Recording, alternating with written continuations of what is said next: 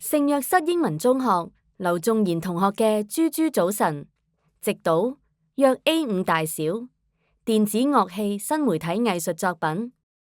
一條地平線橫跨作品嘅中央，將作品分為上下兩個部分。一隻黃色羽毛嘅雀仔企喺地平線之上，佢側身向左，圓圓嘅頭部有勾曲嘅喙，尖銳嘅觸子緊抓住一支垂直嘅樹枝。雀仔嘅背景係一個巨大嘅太陽，光芒四射，佔咗整幅作品嘅上半部。地平線之下有一組迂迴類似河流嘅弧線。劉仲賢同學話，雀仔嘅名係豬豬，佢每日朝早都會發出動聽嘅叫聲。佢邀請觀者觸摸豬豬嘅羽毛，感受佢為大家帶嚟美好嘅早晨。